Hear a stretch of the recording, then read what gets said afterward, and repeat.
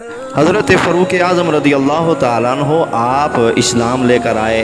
اللہ نے جو ہے وہ حضرت فاروق اعظم رضی اللہ تعالیٰ عنہ کی ذات سے اسلام کو بڑا نفع پہنچایا۔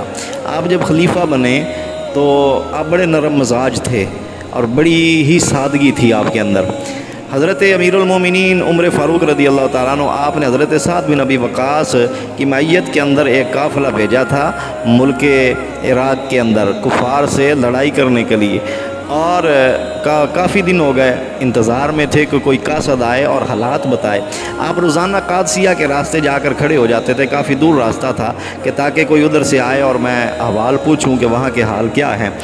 حضرت سعد بن ابی وقاص نے ایک قاصد کو جو ہے وہ خط لکھ کر بھیجا کہ اللہ نے مسلمانوں کو فتح عطا فرمائی اور کفار کو شکست جو ہے وہ، تو وہ قاصد چلا ادھر، روزانہ آپ کا یہ معمول تھا۔ بالآخر وہ دن آ گیا، ادھر سے قاصد آیا اور آپ جو ہے وہ سڑک پر کھڑے تھے۔ قاصد جو ہے وہ آیا تو اس نے پہچانا نہ۔ حضرت فاروق اعظم نے دیکھا کہ یہ اسی راستے سے آ رہا ہے، میں اس کو پوچھوں جنگ کے حالات کیا ہیں؟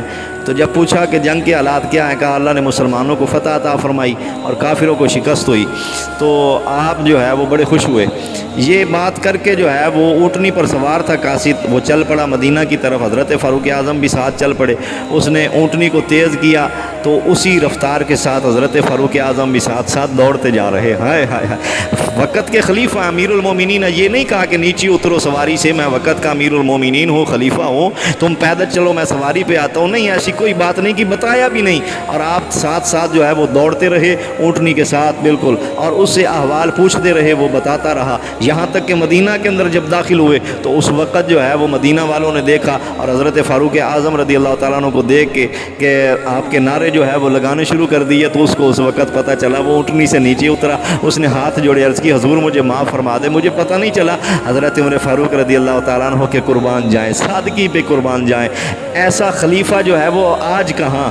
آج تو وقت کے حکمران اگر کوئی بات کرے تو ان کو قید کرا دیا جاتا ہے، گردنیں اڑا دی جاتی ہیں۔ حضرت فاروق اعظم سے وہ کہتا ہے کہ حضور مجھے پتہ نہیں چلا، مجھ سے یہ غلطی ہو گئی۔ حضرت فاروق اعظم فرماتے ہیں میں نے تو تجھ پر کسی قسم کا کوئی اعتراض ہی نہیں کیا، جب اعتراض نہیں کیا تو معافی کیوں مانگ رہے ہو؟ ہائے ہائے، قربان جائیں سادگی پہ۔ اللہ ہمیں بھی ایسا حکمران جو ہے وہ عطا فرمائے۔